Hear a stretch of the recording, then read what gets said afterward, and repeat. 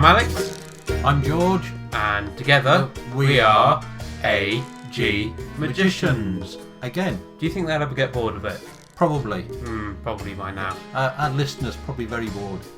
What, the single one? Well, yeah, we have to look after them though. You know who you are. Yes. The one person listening to this. Today, if they're introspective. Why would introspective have anything to do with that? Because they know who they are. Very deep, very profound. Today, we are going to attempt to talk about something that we like to call the magician's mindset. And of course, that's indicating that as magicians, we have a mindset. Or, in fact, a mind. But we do. We do. So, to begin with, how would you define mindset? Like a jelly. Okay. It's like a jelly, but Right. It's like a jelly with lots of infinite moulds. It's a mindset. You can Right. mould it into anything you particularly want. And a magician's mindset has a particular mould, mainly of a rabbit. No, because that would be something I'd pull out of the hat. That would be very silly. But it is moulded, isn't it? It's generated, and it is this mould. Now it depends on how many moulds you've got. It does. There is a incredibly influential work carried out by Susan Fiske. No. Yes, Susan Fiske. Yes, it is Susan Fiske. Good, we'll edit that bit out. And It'll be Amy fine. Cuddy. And Amy Cuddy. Quite. Who talked about two different sets of mindsets. And again, yes, there are infinite ways of combining, but as a general rule, as a good rule of thumb to keep in mind, there is the fixed mindset. That's not Susan Fiske. Okay, who is that? That's Carol Dweck. Close enough. But Susan Fiske and Amy Cuddy did talk about having presence as well. Yes. Okay. Well, maybe we can start again in that case. But no, we'll carry on. We're professionals. And that's because he's got, you see, the magician's mindset, just like a jelly, can be a bit wobbly, wibbly wobbly. And if it's wibbly wobbly, sometimes it produces something different. It does. And Carol Dweck is very much different from Susan Fiske, who talked about... They're two different people. Yeah, they are completely different people. And Susan Fiske talked about the human brand. Yes. And that's also a mindset, which It is is. why I thought it would be a mindset to start with, which was the Blaskovich stuff, which is... I just wanted to confuse everybody. Okay, completely confused. Keep you on your toes. We'll talk about the Blaskovich stuff later, whether we're actually moving towards things or moving away from things. It's fine. But- We'll get back on track. Meanwhile, Carol Dweck, at another wobbly bit, We have a fixed mindset. which is not wobbly at all. That means you've got too much jelly in there. It does. It's not going to wobble enough. Overflowing with jelly. No, just fixed. Just fixed. And there is a growth mindset. Which is very wobbly, which means it can flex more. Now that means they're still made of the same stuff, but just different amounts. Absolutely. So your mix of jelly to water or fixed to growth gives us something different. And a magician's mindset is almost fluid. So it is jelly. It's got some coherence, not a lot, but it has got some coherence in that we can actually mould it more, and we know what we're going for. We're going for flexibility. Think about it. We have to create what looks impossible and people think is impossible, but I'll let you into a secret. It isn't. It's done by tricks. What? And for that to happen, we have to have a wobbly mindset. We have to be able to look at things in a different way. And that's how we then have to mould our minds to be able to look at things in a different way. So, as the names connotate, the fixed mindset is quite solid and fixed and grounded, and effectively says you have a set IQ, for instance, or you have a set amount of skills, and you're not going to be able to change, you're not going to be able to add to that, you're not going to be able to grow. Whereas the growth mindset, again, as the name sort of gives away, is all about flexibility, is all about flexing your strength. It's all about pushing yourself, gaining new knowledge, gaining new ideas, getting yourself into new states of mind. And that goes along with the likes of another Susan psychologist, although that's not her name. Susan psychologist. Susan psychologist isn't the name. Very good name. Don't go looking that up, because if that's your name at birth, then you're fairly well destined. The same as Alex Magician isn't a name. But that's determinism. Yes, that's another game again. Social determinism. Susan Greenfield. Yes. She talks about mind change, which is the plasticity, which means that effectively what she says is that we can change. So even although you've got this very fixed mindset, you can wobble it a bit. Absolutely. And depending on where you are, you have to watch where you're wobbling your mind, but you can wobble your mind, and you can wobble and make it more plastic, i.e. like plasticine. It can be moulded. Yes. So Susan Psychology, or Susan Greenfield, talks about mind change, and that says that the more you do something, the more you're actually likely to be able to flex into it, and we have physical changes that take place. And that's what magicians do.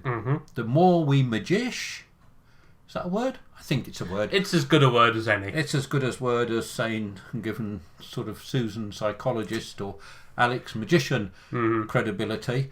The more we do it, the more we can do it. Yeah. But that's just not magicians. That's anybody. The magician's mindset allows you to do the magish, but whatever you do, your mindset also allows you to do that. Then the really good thing is that actually, if you learn how to wobble in one domain, it means you can wobble in all sorts of other domains. So you can learn things and be really flexible. So, magician's mindset.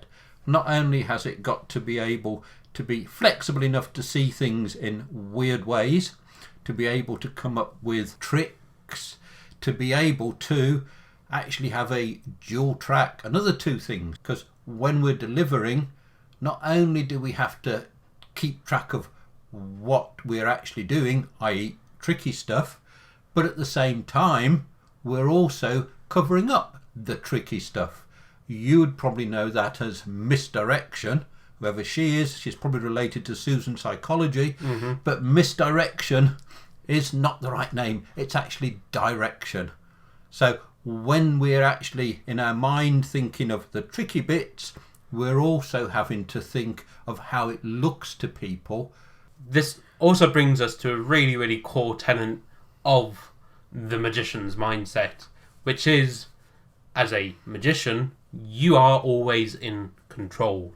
You know what's going on with what you're doing, but you also know what's going on with what the audience are seeing, perceiving, hearing, picking up on, consciously thinking about, subconsciously processing, all of that stuff. All those multitude of things are all under your control. You have some amount of influence and some amount of manipulation around how these things are perceived, how these things work, where you're going, what you're doing. In our coaching sessions and in our training days and even in our performances as sort of fully fledged professional magicians, we see this having huge amounts of impact on other people's mindsets.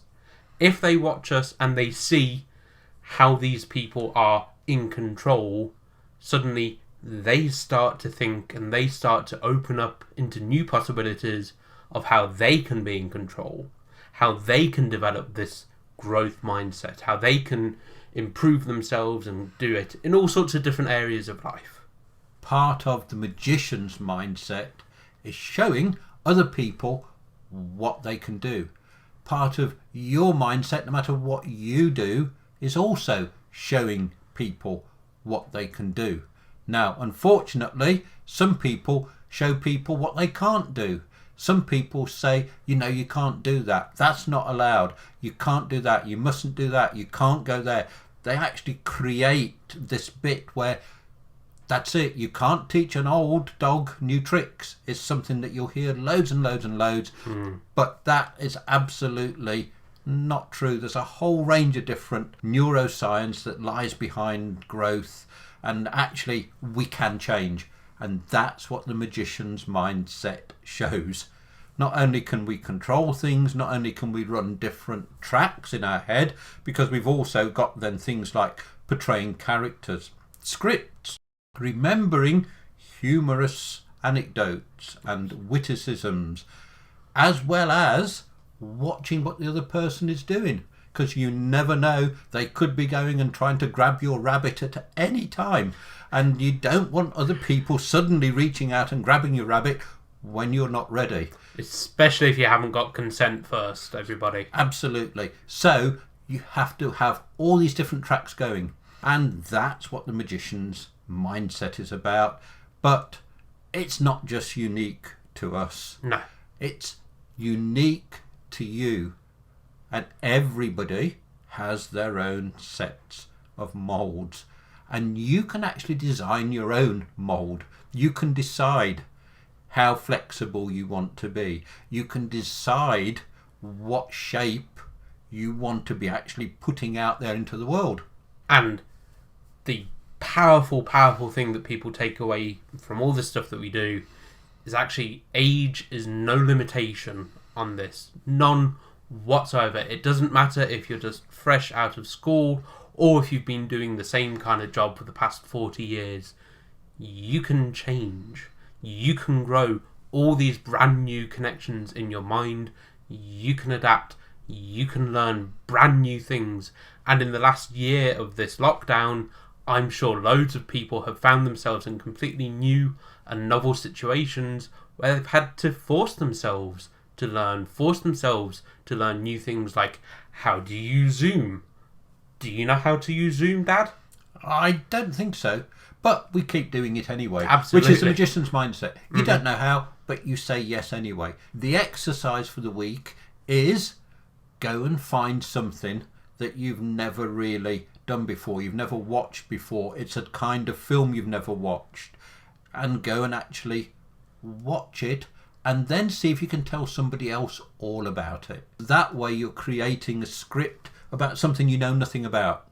You may even have to watch a film twice and then go and tell somebody. But it's about taking in something novel, which I know we spoke about last time. It's about pursuing that novelty and then doing something with it. Yes. Because action is key. Go watch a new film, go watch a new TV show, read a new book, do something that's in a genre that you've never really explored before, and then go and explain it to somebody else and witness how that makes you feel. Do this sort of mindfulness exercise of, does it make you initially feel a bit confused, a bit worried about something new? Or are you quite open to change? Are you quite open to exploring new ideas? Or maybe you're somewhere in between the two. Write all that down, make a note of it, and use that going forward to actually see, can you push yourself even further? Try different things, try different foods, go to different places when we can actually, go to new places legally. All of this sort of stuff is completely open to you. There's no real limitations, because remember, you can change. You're in control, and that really is the ultimate lesson of the magician's mindset. So there you have it. Magician's mindset is no different from anybody else's mindset. It's flexible, wobble it. Have as much of a wobble this week as you can. Thank you for listening once again. We hope you've taken away something interesting and inspirational from this. If you've liked what you've heard, please give a like, subscribe, join us for this continuing whatever it is, and we'll do some more of it again in the future. Thank you. Thank you very much.